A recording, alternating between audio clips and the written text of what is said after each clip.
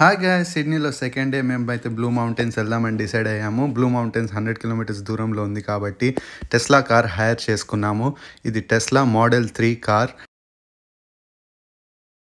Daddy car ఎట్లుంది? Super car. Mummy red car. Red కారా? జమ్ము జమ్ముందా? జమ్ము. నేను టెస్లా నడపడం ఇదే first time. First mirrors adjust చేసుకున్న, side mirror, left mirror and right mirror. ఈ మిర్రర్ అడ్జస్ట్ చేసుకోవడానికి స్టీరింగ్కే వాళ్ళు ఒక బాల్ లాగా పెట్టించారు. తర్వాత డెస్టినేషన్ బ్లూ మౌంటైన్స్ పెట్టుకొని స్టార్ట్ అయిపోయాము. బ్లూ మౌంటైన్స్ 100 కిలోమీటర్స్ దూరంలో ఉంది. అది ఆల్మోస్ట్ మనకి వెళ్ళడానికి 1.5 అవర్ పడుతుంది. Tesla driving very smooth and fast pickup అనిపించింది.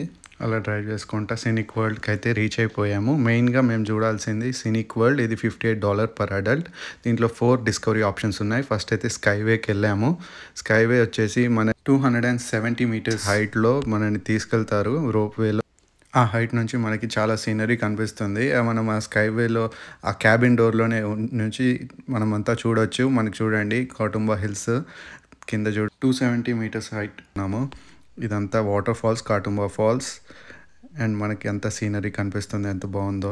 తర్వాత సినిక్ రైల్వేకి వెళ్ళాము. సినిక్ రైల్వే వచ్చేసి steepest railway in the world. అప్పట్లో 1878లో కోల్ మైన్స్ ఉన్నప్పుడు ఈ రైల్వేని ఎంప్లాయీస్ యూజ్ చేసేవారు.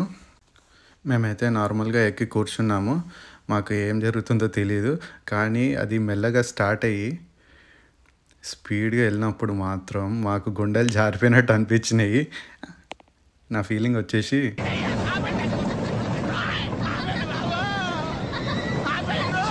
చూడండి అలా తీసుకెళ్ళి ఆపాక మనకి అంత సీనరీ కనిపిస్తుంది. అక్కడి నుంచి మొత్తం కాటుంబా హిల్స్ అవన్నీ కనబడ్డాయి. కొన్ని ఫొటోస్ దిగేసి అక్కడ నుంచి వాక్వేకి వెళ్ళాము. వాక్వేలో మనకి 1878లో చేసిన కోల్ మైన్స్ అవన్నీ కనిపించాయి. కొద్దిసేపు వాక్వేలో నడిచేసి ఆ ఫారెస్ట్, రెయిన్ ఫారెస్ట్ అంతా చూసుకొని కేబుల్ వే దగ్గరికి అయితే రీచ్ అయ్యాము. కేబుల్ వే ఎక్కుతాము.